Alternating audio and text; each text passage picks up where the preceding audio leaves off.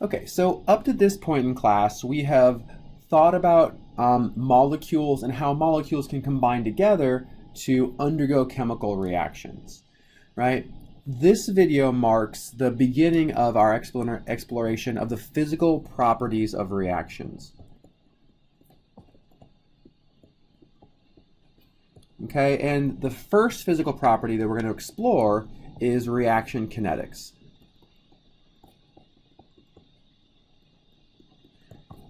This is really just a fancy word for the rate of a reaction. Okay, so when we think about rates, right, you can think about how quick how fast you can run or how fast you can drive with your car. So it's like basically speeds, right? And speed the idea is how quickly can you get from point A to point B. So the speed is kind of defined as a difference, right? Remember, it's capital, this capital D, this delta symbol. This means a difference in position divided by a difference in time. So how long, that's our delta T, it takes you to get from point A to point B, that's our change in position. Okay, and this would have the units of, let's say, distance per time, so meters per second. This is a velocity. Okay, when we're dealing with chemical reactions, though, we're not moving from one place to another. What we're actually doing is changing the concentration of our products or our reactants. So the rate of a chemical reaction is going to be equal to the change in the concentration of a product divided by the change in time. Okay, that's what we mean by rate of a reaction. So the units would be concentration units, so molar, per unit of time, seconds. Okay.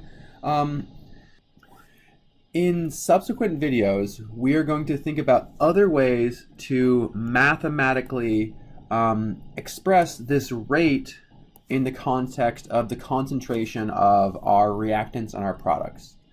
But in this video, before we kind of get there, I want to explore the things that influence the rate of reactions. And I'll say up front that this idea, this big concept, it's explored in a lot more detail in Chem 106, but I want to make sure that you have an appreciation for what influences the rates of reactions, because it's important to help us understand other physical properties of reactions. Okay, so I'm going to introduce what's known as a reaction coordinate diagram. Okay, this is called a reaction coordinate.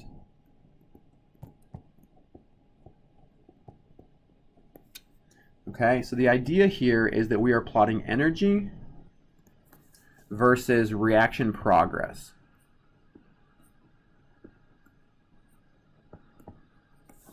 Okay, so we start off with reactants. So my reactants are here, and we end up with products.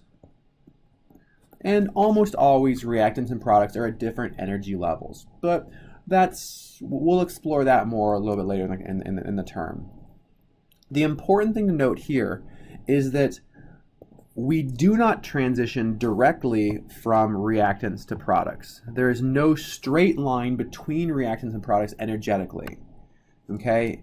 In practice, in reality, what actually happens is that the reactants combine together, they form an unstable intermediate, which is high energy, before the products can be formed.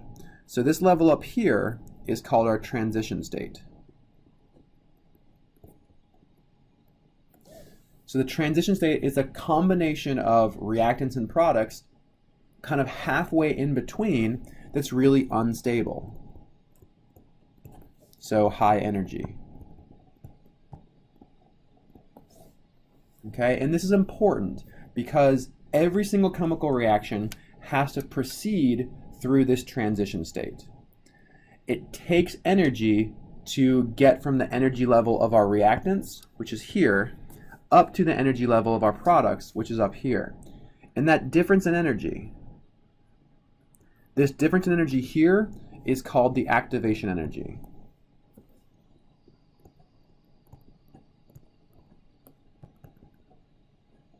and we give this a symbol, capital EA, the energy of activation. All right, so the reason that I bring this up is because this activation energy is really important in understanding why some variables influence the rate of a reaction. Okay, so the idea here is when reactants combine together, when reactants collide, so this is a reactant and this is a reactant, and they have to collide together to increase the, to actually overcome this transition barrier, right? They have to have enough energy to hit each other and actually overcome this energy. So the only way that we know to give molecules more energy would be to heat them up, right? So one way that we can influence the rate of a reaction is through temperature. Okay?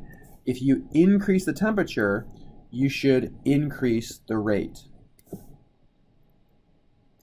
If you decrease the temperature, correspondingly, you should decrease the rate of the reaction. Okay, another way, right? So we mentioned that for a reaction to happen, you need these molecules to collide. So it should seem fairly reasonable that the concentration is important. So the concentration of reactants. As the concentration increases, so increasing concentration should result in an increased rate. Because these reactants, there's more of them, and it's more likely that they'll actually physically interact. Okay, and the last one we've already mentioned, and it's actually the size of the activation energy.